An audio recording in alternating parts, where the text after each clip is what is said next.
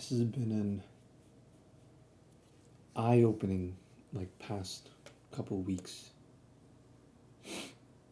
and I just decided I was thinking earlier about how I forgot what the video title is. I already talked about it, but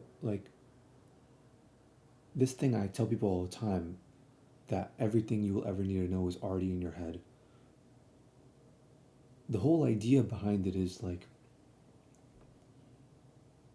it can get complicated and it bleeds into storytelling, but it's humans are born with all the knowledge they will ever need to tackle the world and life. Because logically speaking, that's all we can have. We can only have that much, and we can guarantee that we at least have that much. Because how else would we have survived this long? That's essentially a Darwinian perspective if you really think about it.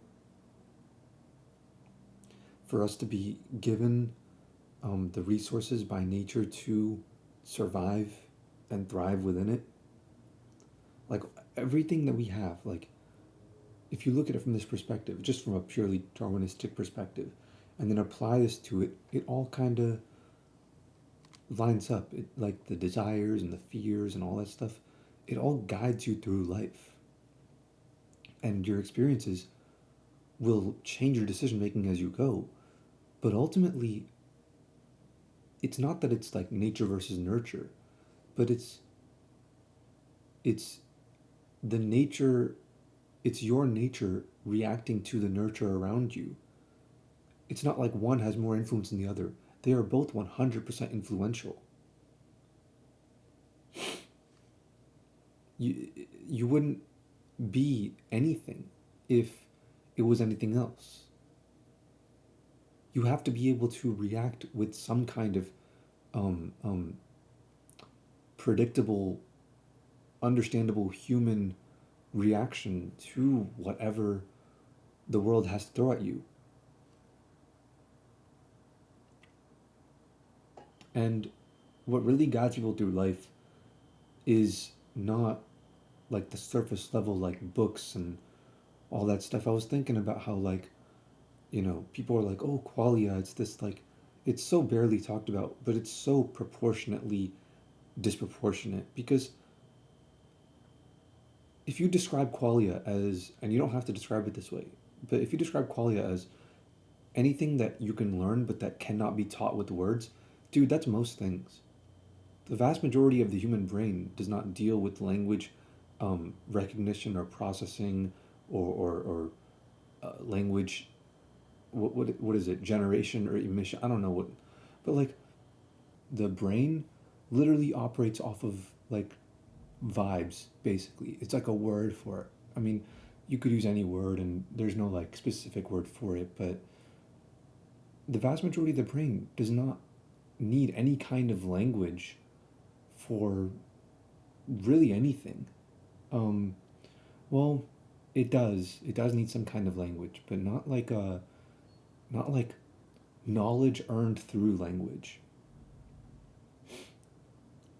Your decision making is not guided by what you've read in books. Your prerequisite knowledge for the details of what you'll do may come from a book. And stories are different. Fiction, nonfiction stories, they're a bit different because that does influence your decision making, but it's just stories in general that do it. But knowledge about the world or whatever doesn't do anything to your decision making. You might base things. You might use that to interpret a certain situation in a certain way, but ultimately, what you're going to do, the way you're going to live your life, is determined not by your knowledge but by your wisdom, by your experiences. That's what's really going to change your decision making. And ultimately, the prerequisite set of wisdom practices that you will have. There's a set that comes with you when you're born, and um, more sets that are unlocked through life experiences, and it's repeatable and it's testable. And you put people through the same life experiences, they'll learn the same lessons. Because we do have a nature like that, and that's why stories even work on us to begin with.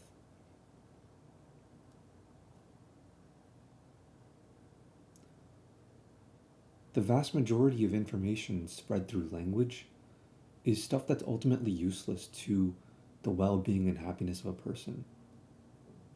Like the stuff like, oh, what did the Kardashians do yesterday or whatever, or like, I saw this video because of these people that were like, oh, Americans are so stupid, they don't know any geography. That's not important. You don't need to know. We're not, you know, gods of space. We live on Earth.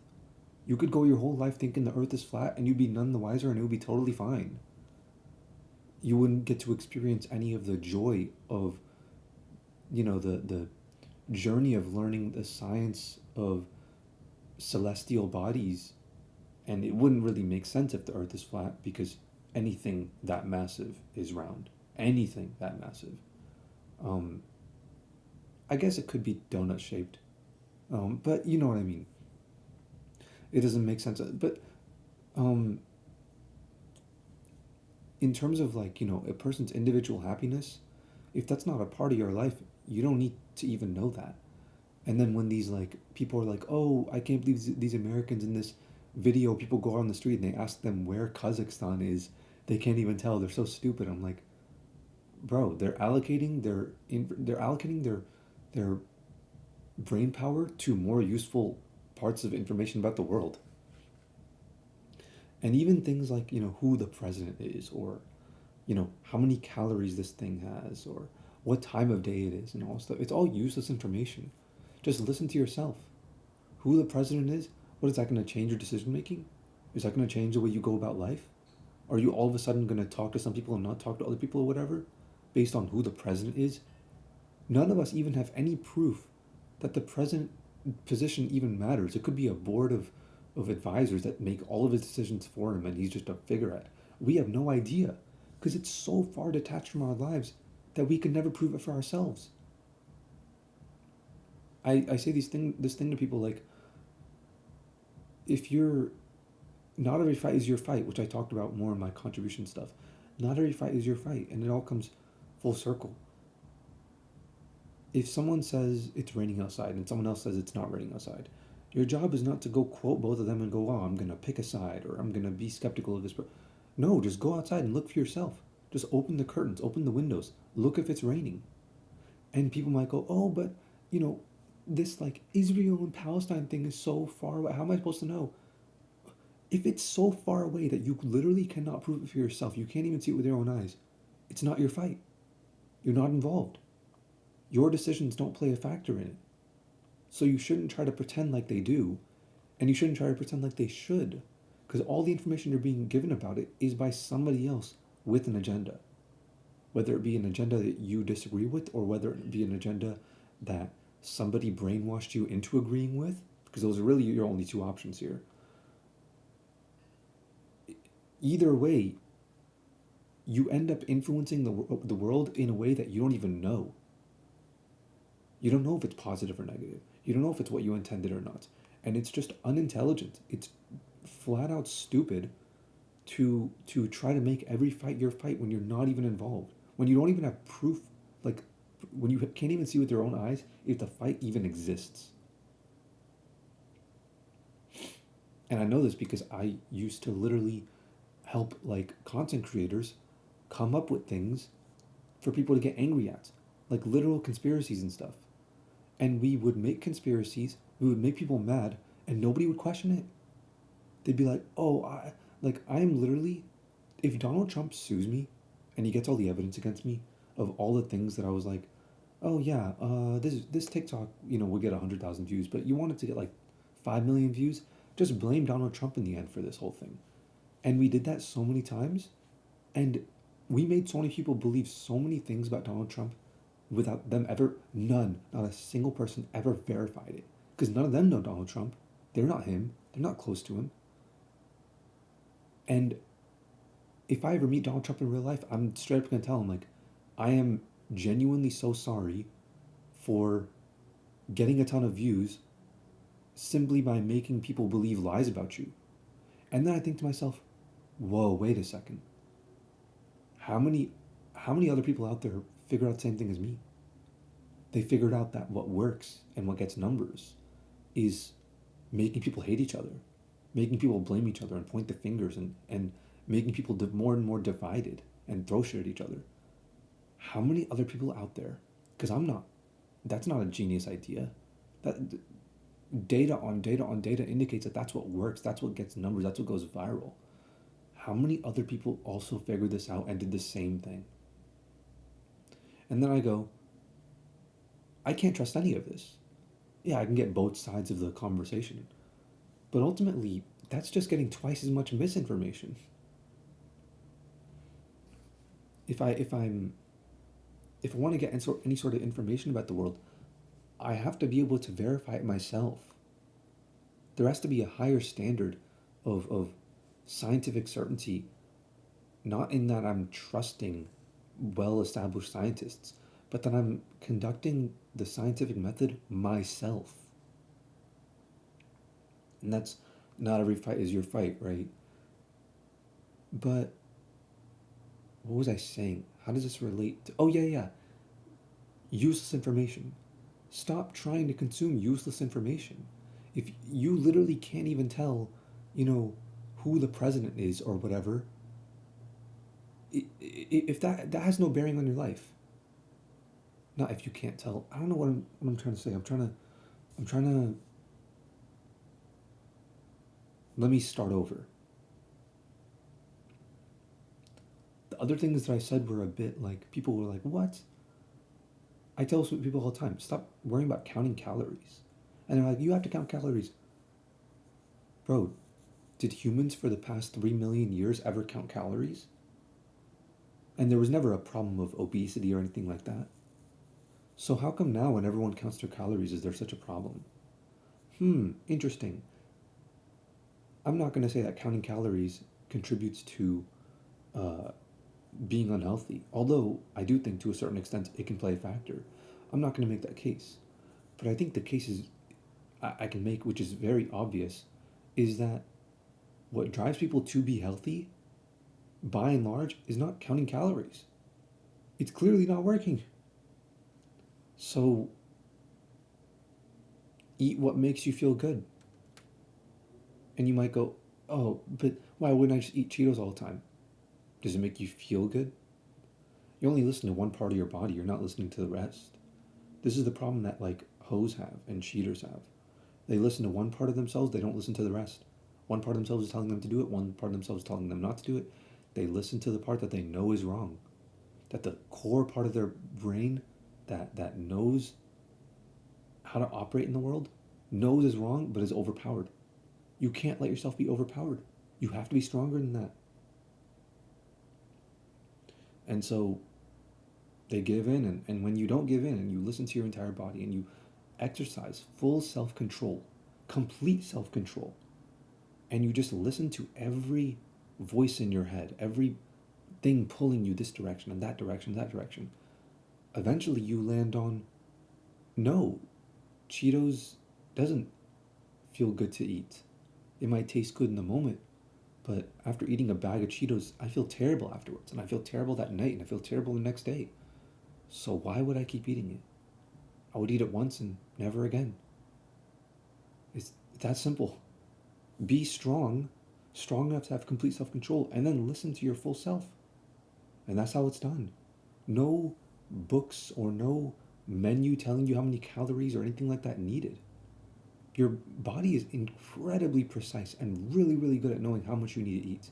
And if you eat things that are generally more naturally aligned with the the human diet of the past like couple million years, I mean, I don't know a single person who does that it hasn't worked out for. And you can, further detach yourself from nature and eat, um, you could say bread and whatnot is a little more detached from nature, which it is. It's not as natural as, um, you know, cooked meat straight from the source. Cooked meat straight from the source. I mean, imagine trying to eat a pound of beef, a pound of steak. Like that's, dude, I couldn't eat a pound of steak if everything depended on it. That's such an insurmountable, like, imagine trying to eat 2 pounds. You go to the restaurants and they're like, okay, 12 ounce of steak. Now, people have trained themselves because of their gluttony to eat a lot more. But imagine like a normal human being eating like a 12 ounce of steak. That's a full, like, half a day or even a full day's worth of food, honestly, for a lot of people. And that's all that it needs to be. But dude, I can drink 2 pounds of milkshakes, no problem. Just, or pounds of vegetables, which is very close to nature, but pounds of vegetables is okay. They're very low in calories. And your stomach is very good at knowing what's going into it as long as it's close to nature because that's what it's evolved to eat. You want to eat something very, very far detached from nature. You have to be smarter than that. You have to know exactly what you're eating. But none of that is necessary if you just go with the vibes and go, okay, you know what? I value things that are natural, not just, you know, these things, not things that make me enter the realm of figuring out the caloric numbers of all these things. If you see a value in nature and you learn to love nature, you don't need anything. Literally, all you need to do is listen to yourself, and it works out for you. All this information that people have about the world and about like politics and all this stuff, it's useless. It's useless information for living. All the useful information that's really necessary for you is already inside you. And this is why I love storytelling so much because to me, like, there's so many ways to define truth, right? And like, the pursuit of truth should be meaningful. And the pursuit of understanding story is so meaningful and so rewarding and so fulfilling for me. Like, for example, let's say you want to like understand history, right? You want to base your worldview off of historic events that have happened because that'll tell you a lot about the world. First of all, that's never going to happen because people believe what they want to believe. Um, we were in India and looking at the Taj Mahal, and the guy who's the tour guide was like, "Yeah, zero people died in the construction of the Taj Mahal, and it was such like a magnificent work of art made so long ago that my brother was like, really, no one died." And he was telling like me and my dad, he's like, "Be realistic, like somebody, he's probably just lying." And I'm thinking to myself like, this person, way more qualified, who knows way more about this than you, is telling you this, and you're just choosing to not believe it. So people will not, objectively look at history and form a worldview. They will go in with ideas having a chokehold on them and then interpreting history in a way that aligns only with that worldview. That's what's going to happen. You can't base your worldview off of historic events. Because not only that, most things that have ever happened are completely lost to time. If you remembered some great thing and you didn't write it down and you didn't take a picture of it, that's it, it's gone. 99% of all of human history has been burned, buried, or eroded away. No one will ever truly know who in history was right or wrong. And in a way, even when people who study history do so, they kind of lie to themselves. Because just like my brother, they they'll go and they'll interpret it however they want to interpret it. They'll go like, really, no one died and whatever, and they'll interpret history as they think it would have gone down. But ultimately, that just comes down to storytelling. That's what it boils down to. It's just people lying to themselves, not realizing that what actually drives their worldview is stories. And also, there's just too many mysteries about like storytelling that seem like history and archaeology are never going to solve, and they may solve, but it doesn't look like it. Like, for example, why does the uncanny valley exist? Why is it so deep and universal? Why does everyone have it? Yeah, okay, sickness is changing people's appearances. That makes sense, but only to a certain degree. The things like, the toys in Toy Story being haunting, and like, the messed up toys, like the spider with the baby head on it, that paints a totally different picture. Like these things should not seem horrifying, they should seem totally foreign and abstract. And finding things from the past, by its very nature, is a limited pursuit. Like the more time that passes, the less and less stuff there is to find. And there is a limit, there's a hard limit on all of the findings on all of the historical, archaeological findings that will ever be found. And whether or not that day ever comes where we find everything, there exists a limit.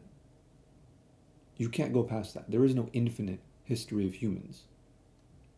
There's literally now at this point, there's some evidence of human beings, the usual suspects, the Homo erectus, cooking fish 780,000 years ago. There's some evidence from multiple cultures that didn't interact with each other, all writing about a great flood somewhere around 12,000 years ago. There's a flute that's believed to be 40,000 years old.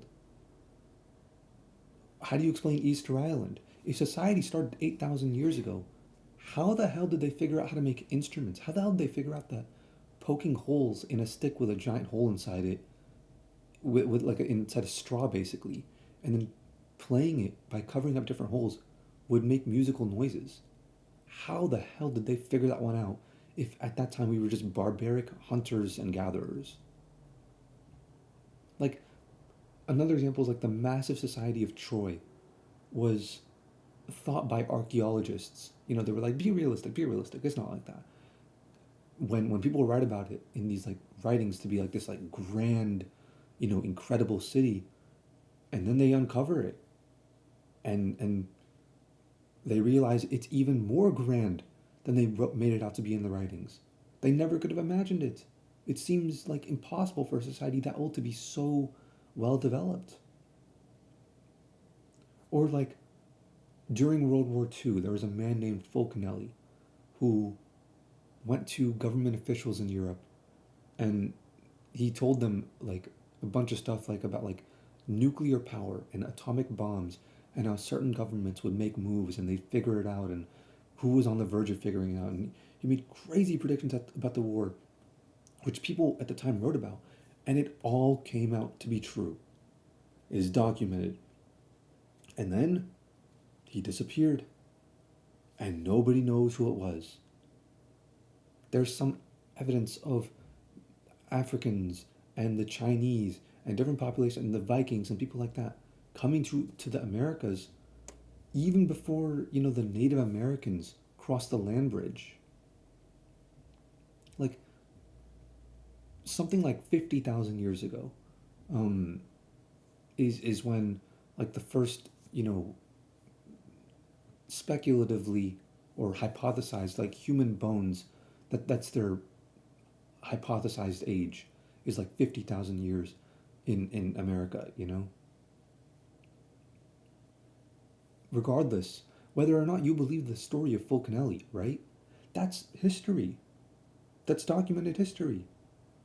So if it's false, then that means history is false. And if it's true, that means history is a mystery. So the only conclusion you can make about all this stuff is that by its very nature, history is a mystery. There is a limit to how much you can solve. Like, who knows what happened to us a million years ago? But the fact that stories resonate with us, the fact that the people who didn't resonate with certain kinds of stories died off, and people who did resonate with certain kinds of stories survived, and that's who we are today. That could tell us a lot about who we used to be. In fact, that could tell us everything important about who we used to be. Everything that actually matters about who we used to be.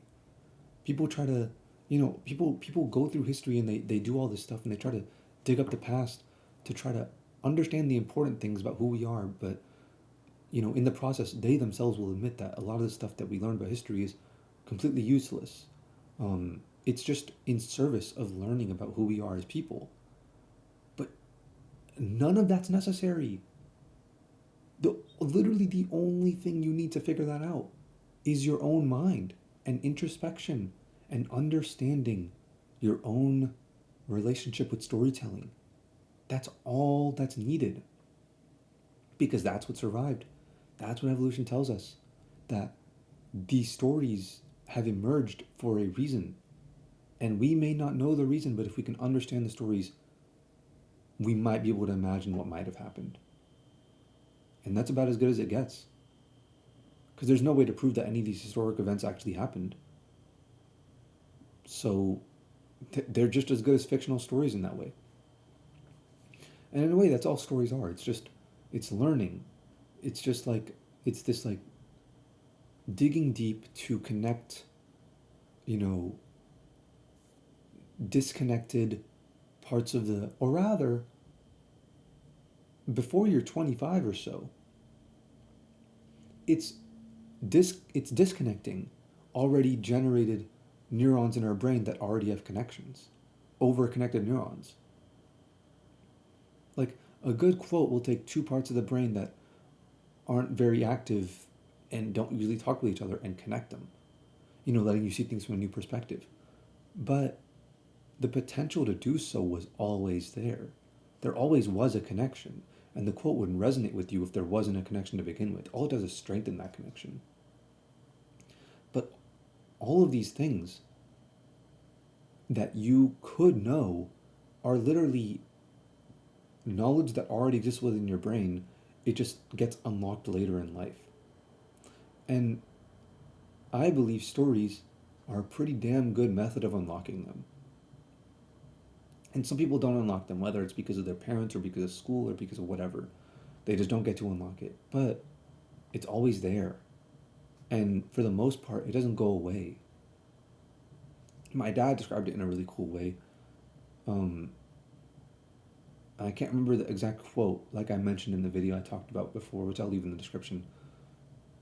But the way he worded it was it was like the philosophies that thousands of philosophers over thousands of human years of human history that have ever thought about, every single one of their thought process, every, genius idea or thoughts, even if you can't put it into words, is already in your head.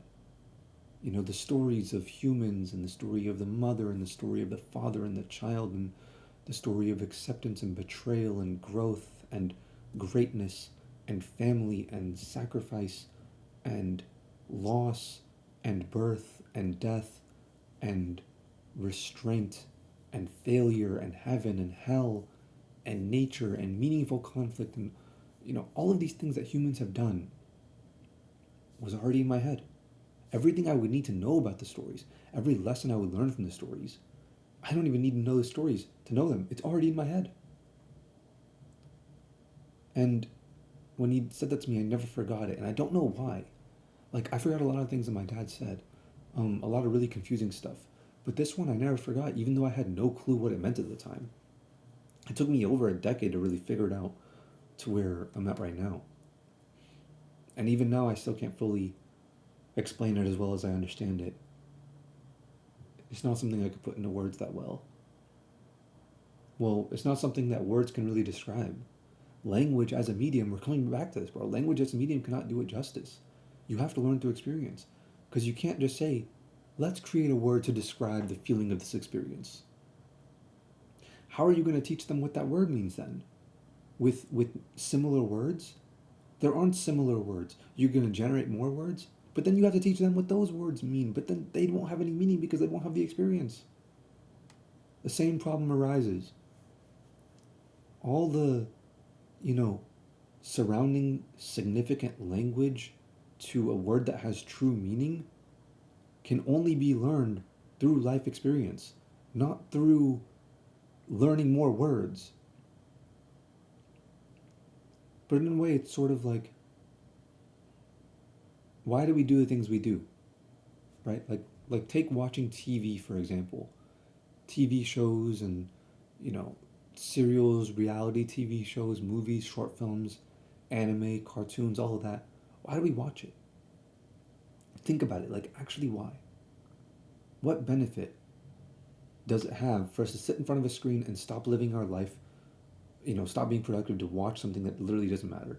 Because it wouldn't feel so good if it didn't have some utility. Once again, Darwinian perspective. Everyone always talks about how, like, you know, history doesn't matter and stuff like that. And, why learn things that literally have no effect on you? What about Star Wars? That's a fictional world. It has no effect on you. It has even less of an effect intuitively, what you would think, than history. Because it never happened. So naturally, nobody would be interested in seeing it, right? So why do we do this? Like, really think about it. How does it help us evolutionarily when it literally just makes no sense? It just takes our time away from doing more productive things. And that's because the answers are already in our head. We have a desire to learn about ourselves. Unlocking those answers are difficult. They're already there, but unlocking it is difficult. And movies help us connect the dots and teach us about who we are deep down. They're not teach. Rather, it lets us take a peek into the knowledge we already know about ourselves, the knowledge that already exists. It reminds us of something that a deeper part of our brain already knows. Otherwise, it wouldn't resonate with you. If you watch a shit story about characters that don't act like real people, you won't resonate with it. And in that way, isn't it kind of like self-evident that every movie that you will ever watch that you enjoy, you already have all the messages from that movie in your own head? Otherwise, there would be no such thing as a good or a bad movie. Everything would be a good movie, which can be an argument for people who don't have any critical lens on movies being less intelligent and not being able to think as deeply. But that's an experiment for another day. But from birth, we already have stories in our DNA. Like, you show Spirited Away to a baby who can't even speak, and they'll be glued to the screen. Like, they won't stop watching. They'll be so invested before they can even talk or understand words. I mean, they can. I think babies can understand words very, very early on. At least some words. I mean, not like immediately, but and immediately after they're born, it's hard to say if they'll actually be glued to the TV. When they're like a month old. I doubt that. Maybe they might. Who knows? But it doesn't take long for them to recognize these things. For them to resonate with it. So you work backwards. What do humans resonate with? What do we have an intuitive understanding about from birth, or given to us by nature, where it emerges, right, as we grow up? What is our nature is ultimately what we're trying to figure out. Because we know it when we see it. When we resonate with something, when we recognize something, even if we don't have words for it, we know when we see it. And the answer to this, if what I even asked is a question, is, well, everything that truly matters in the world, all of it, every last drop of things that we truly need to know, is already in our heads. We already know it.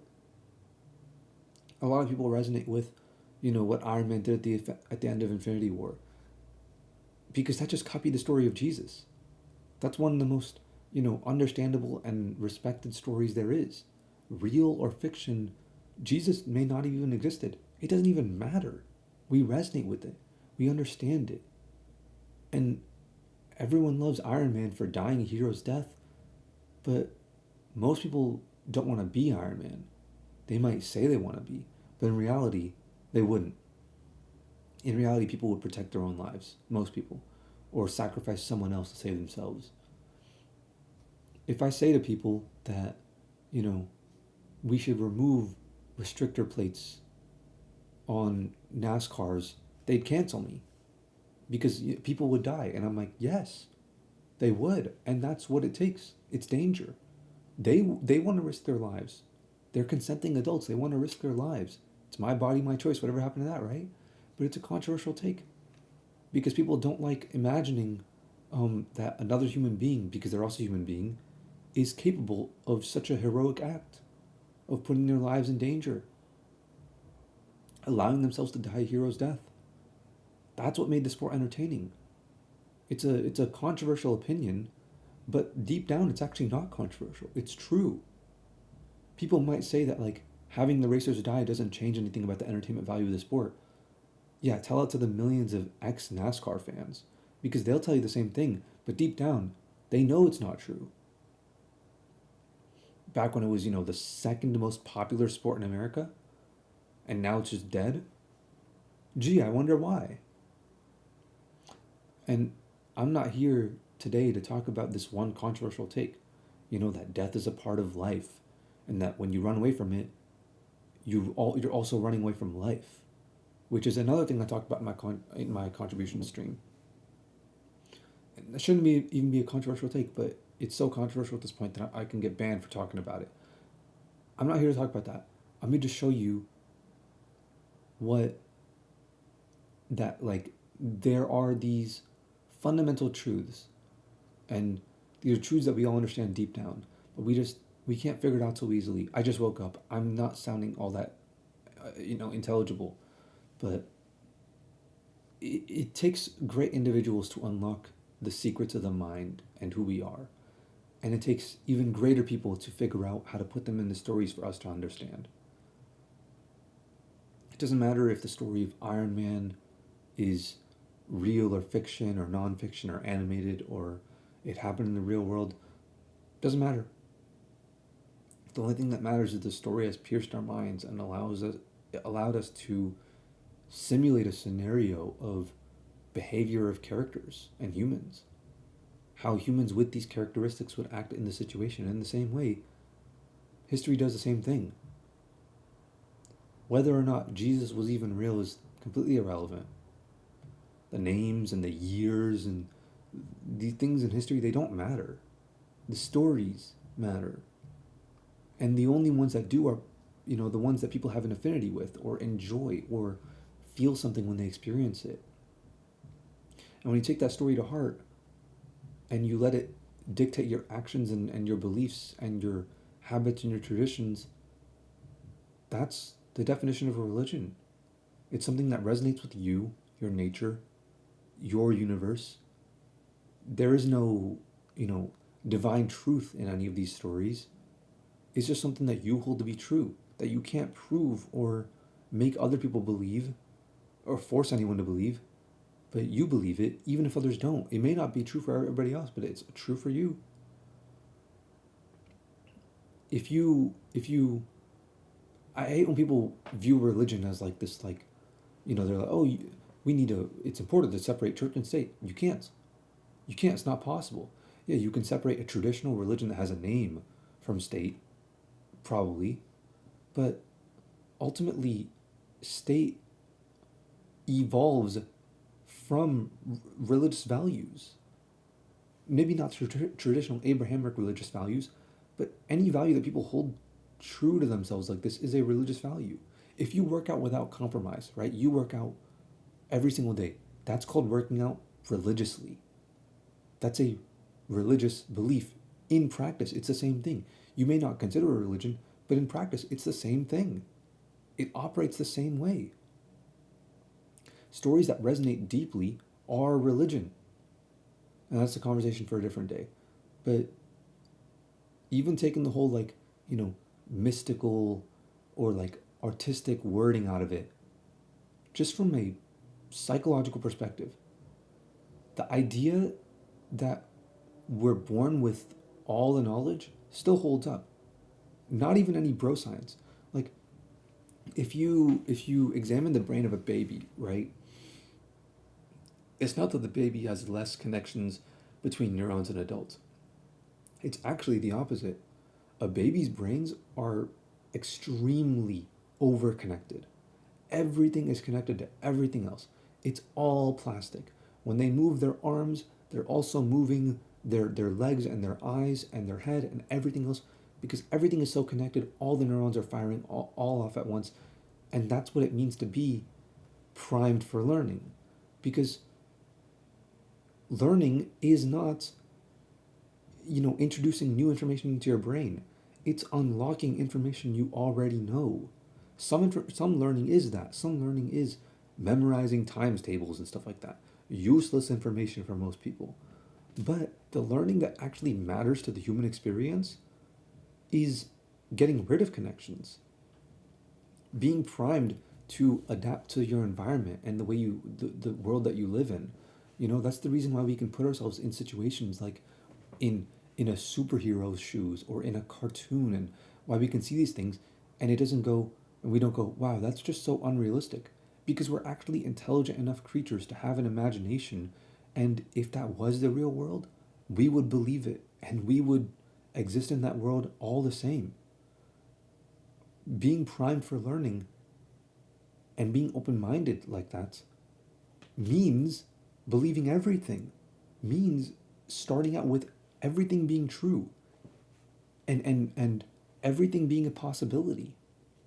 From birth to around age 25, the vast majority of quote unquote learning, important learning, actually, no, all learning really is, almost all learning is done by, you can you can liken it to like a giant field with like a ton of roads on it, right? And every road is connected to every other road in a way where it's very malleable, depending on the world you need to go into. If you're going to live in an anime world, then you better be able to adapt to that. We're adaptable creatures, and people can put themselves in the shoes of anime characters and believe those worlds and argue about them as if they're actually real, and that's proof that if we were actually born into those worlds, they would feel just as real if we didn't know any better. And that's what psychedelics teach people, that this world that we're living in right now, this sensory information that we're getting, isn't actually the real world. It's just our, cartoony or realistic or whatever interpretation of it. And as you grow up, you start to go down paths that you frequent, right? And develop habits that you want. And slowly over time, you start paving over and eroding away the pathways that you don't use, that are not necessary. Um, which is why kids have a much stronger uh, sense of belief, or a much easier time suspending their disbelief. It's why people with less of an imagination um, cannot, like people who are more closed minded, tend to not like anime that much, or tend to not like cartoons that much, you know, because they can't resonate with it, because it doesn't feel as real to them. They don't have the all those pathways about what's realistic or whatever have been, or what's unrealistic, have all been paved over, and they no longer exist. And all the while, it's you strengthen the precision and the depth of the roads that you travel often. Like that dream that person on Tumblr or whatever had. It was like he had a dream that he was on a carriage driving through the mud, and a person was there, and he's like, he explains, a wise man explains to him, he's like, life is like driving this horse carriage through the mud or whatever, or not a horse carriage or whatever, but it's like driving this, you know trolley whatever through the mud. you know if you drive on a single path enough times, yeah, it makes it easier to go down that path, but eventually it becomes the only path you can go on. And the way people have described psychedelics is in a very similar way. You go sled down a hill a bunch of times in a bunch of different paths, and eventually um, the imprints of those paths become so deep that it doesn't matter which direction you go in, it becomes very difficult to escape going down those same paths. And taking a psychedelic is like a fresh layer of snow, clearing out all those paths so you can go down whatever direction you want to. And that's like an overstimulation. That's what that is. We're born with overstimulation all the time. We're born with a very vast array of knowledge. And most of it is lost by conforming to society and being average and thinking the way others think, and you know mass curriculum spreading in schools, teaching everyone how to be the same person, all this bullshit. all this, like my aunt was telling me the other day, she's like, you want to fit in, I try to make my kids, my two daughters, I try to make them, as normal as possible. You don't want them to stand out. She was literally saying all this stuff, like blatant idiocy is what she was saying. And now her kids are like two of the most pathetic people I've ever met in my life. Their family, I love them, but I'm disappointed in their mother. But all this, like, you know, shit about the world, about like, oh, follow this path in life, and, you know, uh, uh, um, view these words as colloquially having a positive connotation or a negative connotation, and don't look deeper, and listen to what we say, and believe what's on social media, and um, don't believe misinformation because we decide what's misinformation. And even though everybody has their own interpretation, you better think the way we think. And if you don't think the way we think, we're going to mandatorily train you. We're going to give you, diversity training and all this stuff. So that way you think just like the way we think. All of this stuff does nothing but drive you further and further away from the internal truth that you already know to be true, that you're born with. That's why school is boring. That's why. And people who don't give in to the boredom end up being more creative. They end up being smarter. They end up being more open minded. They end up being far more successful. These these things should be they should be painful. They should be, because you shouldn't be experiencing it. They're painful for a reason. They're boring for a reason. Because when you're truly learning something important in the right way, in a natural way, it feels fun. It's called a game. That's your brain telling you to keep doing whatever it is you're doing. And guess what? Games work on babies that are like 2 weeks old. You put some toys dangling over their crib and they'll knock them around with their hands. The love for games, the understanding of what they are, and the propensity to love doing them is something we're born with. And isn't that beautiful? Like, isn't that profound to think about? Like, who gives a fuck about like the, perfectly accurate historic record of what this person in this year did, in this newspaper in like 1773. Oh, what was the article? Who cares, bro? I want to know the stories of humans that survived. I want to know what resonated with us. The ones who carried on the genetics. I want to know what they were like. I want to know what they went through to go through those experiences. Who had to experience what? Who had to suffer? Who had to thrive? Who lived? Who died? Who got to procreate? What were people like to end up um, making us who we were? Did they draw maps of the stars to find food and to navigate? Because that's what I do when I'm outside and looking at the stars. I try to draw a map between them. I almost feel like I'm back in, 20,000 years ago, trying to be an astrologer basically, when that title actually mattered and actually meant something. I wonder if they use their sense of smell to tell people apart, because nowadays people are so sterilized and sanitized that nobody has any body odor anymore, and they're so used to like oh, you don't want to smell bad. Yeah, but if everyone smells bad, then no one smells bad. Then everyone smells normal.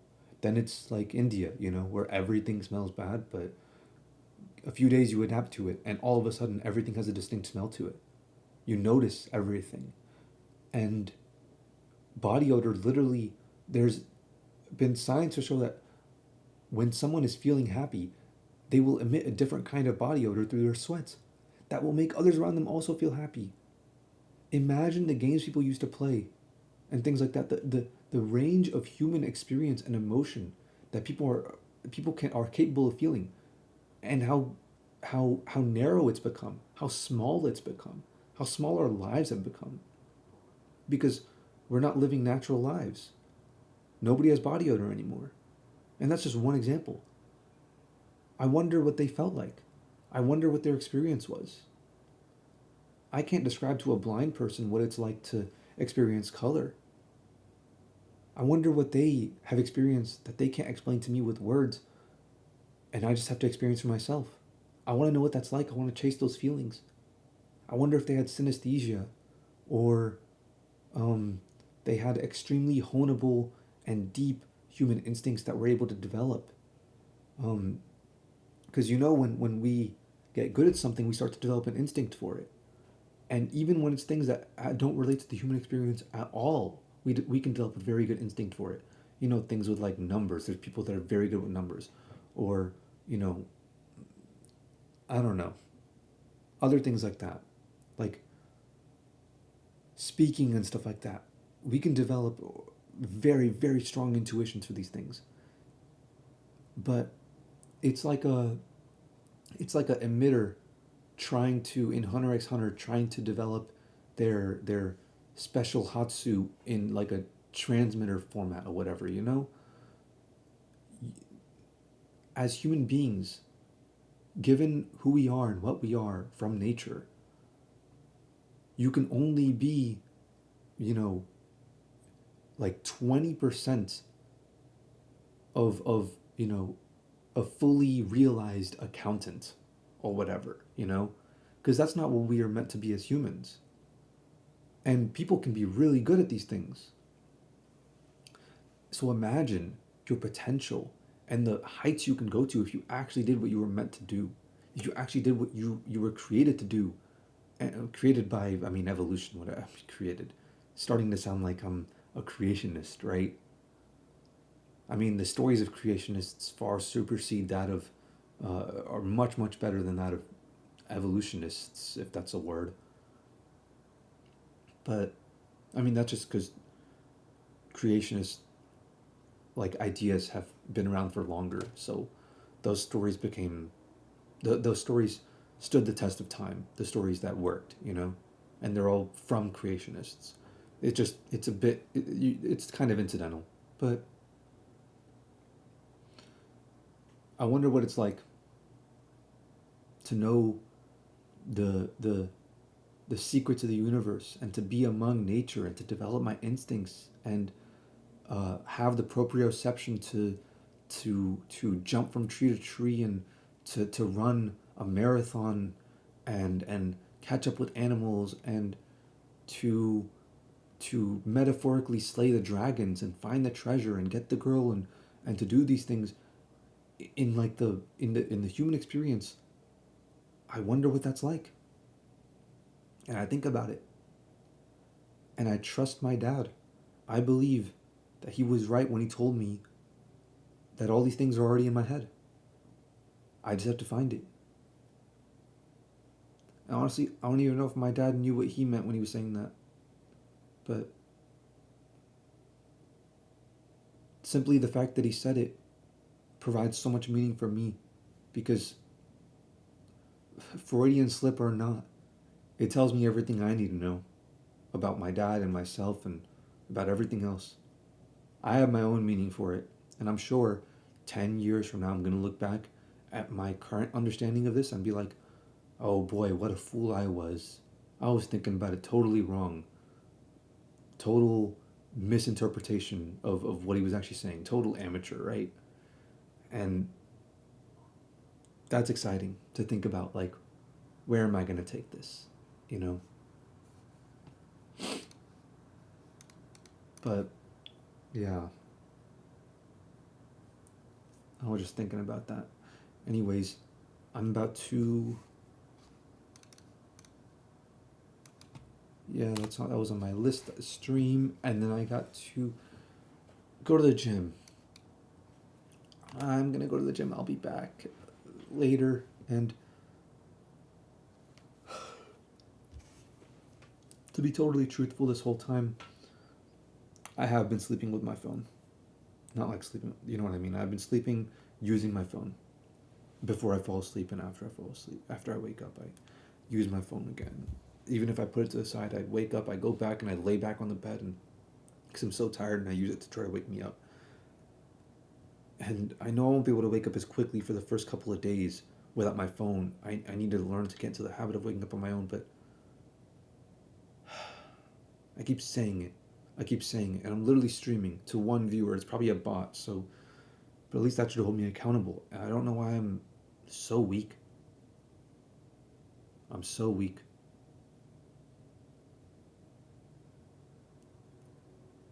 I have to get stronger. Today is Friday, January 6th, 2023. Friday is Wednesday, Thursday, Friday. Friday is push day. Not It's my least favorite day, but um, it's probably the easiest day actually. Easiest and most efficient to get down because all the workouts are very straightforward. Um, Pulling is really difficult because I push myself to my absolute limits because I love pull workouts, and legs I push myself to my limits because I know how important it is. Um, I know it's the most important day for me at least. So push I can do 80% of my limit, and that I'll feel satisfied with that. And everything is very straightforward. I can just drop set bench to failure, and then do incline to failure, and then do, uh, I'll do some shoulder stuff too. Um, I don't know. I forgot the names of all the workouts. I haven't watched these YouTubers in a while. These fitness YouTubers, I haven't watched them in a while. But I know what workouts to do. Generally, I'm stalling. All right, I'm about to head out. See ya.